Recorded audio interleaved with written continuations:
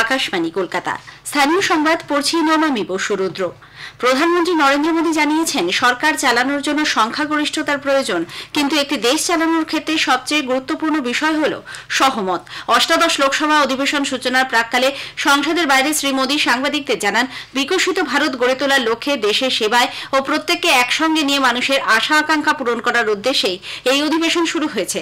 তাঁর সরকার চায় প্রত্যেককে একসঙ্গে নিয়ে এবং সংবিধানের পবিত্রতা বজায় রেখে দেশের উন্নয়নের গতি ত্বরান্বিত করতে।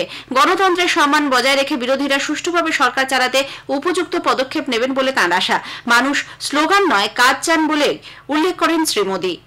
देश की जनता विपक्ष से अच्छे कदमों की अपेक्षा रखती है। अब तक जो निराशा मिली है, शायद इस 18वीं लोकसभा में विपक्ष देश के सामान्य नागरिकों की विपक्ष के नाते उनकी भूमिका की अपेक्षा करता है, लोकतंत्र की गरिमा को बनाए रखने की अपेक्षा करता है।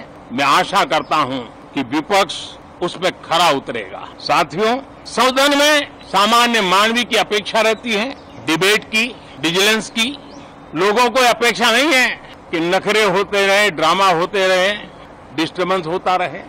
लोग सब्सटेंस चाहते हैं, स्लोगन नहीं चाहते हैं। এদিকে সংসদের অধিবেশনের প্রথম দিনই বিরোধী আইএনডিআইএ সাংসদরা সংবিধানের প্রতিলিপি হাতে সংসদে পৌঁছন।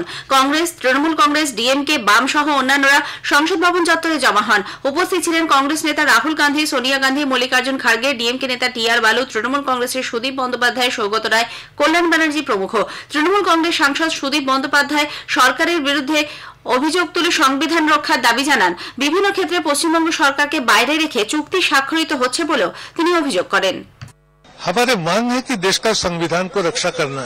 यूनिफॉर्म सिविल कोड चले आएंगे, कभी सेकुलरिज्म संविधान में रहे कि ना रहे हम लोग नहीं पता है। हमारे भारत बांग्लादेश में एग्रीमेंट होते हैं, वो पश्चिम बंगाल के सरकार को बुलाते नहीं, एक तरफा सब कुछ कर लेते हैं। तो हम लोग चाहते हैं कि देश का संविधान की भीत मजबूती से रहे।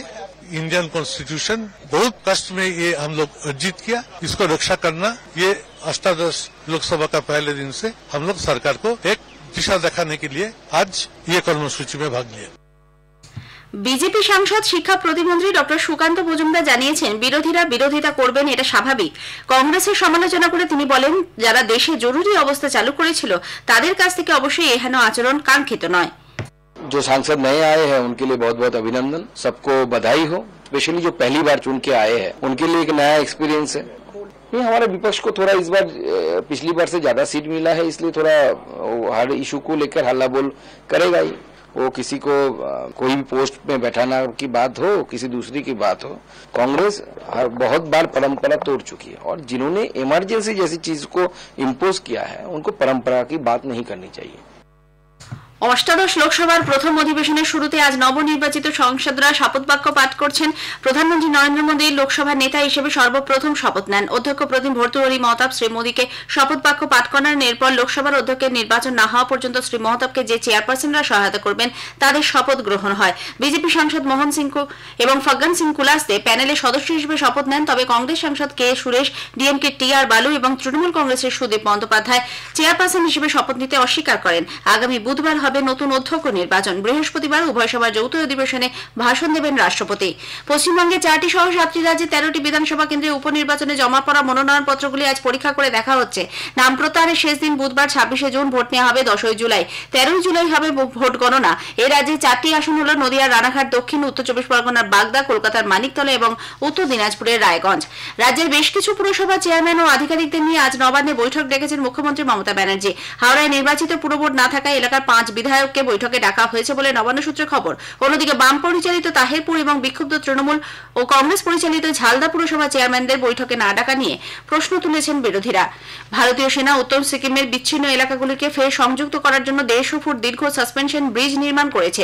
ক্রমাগত ভারী বৃষ্টিপাতের কারণে বিচ্ছিন্ন হয়ে পড়া সীমান্ত গ্রামগুলির নানা এলাকায় বসবাসকারী স্থানীয়দের যাতায়াতের লক্ষ্যেই এই উদ্যোগ। সেনাবাহিনী 48 ঘন্টারও কম সময় সাসপেনশন ব্রিজ চালু করে ত্রাণ সামগ্রী সরবরাহ করছে। মেট্রো রেলের নর্থ সাউথ করিডোরে পরীক্ষামূলকভাবে চালু থাকা রাতে শেষ ট্রেন চলাচলের পরিবর্তিত সময়সূচি আজ থেকে কার্যকর হচ্ছে। সোম থেকে শুক্রবার পর্যন্ত কবি সুভাষ এবং দমদম থেকে উভয় দিকে 10:40 শেষ ট্রেন ছাড়বে বলে মেট্রোর তরফে জানানো হয়েছে। যাত্রীরা ইউপিআই পেমেন্ট মোড এবং স্মার্ট কার্ড দিয়ে এই ট্রেনে চড়তে পারবেন। এর আগে শেষ ট্রেনের সময় বাড়িয়ে রাত 11টায় স্থির করা হয়েছিল।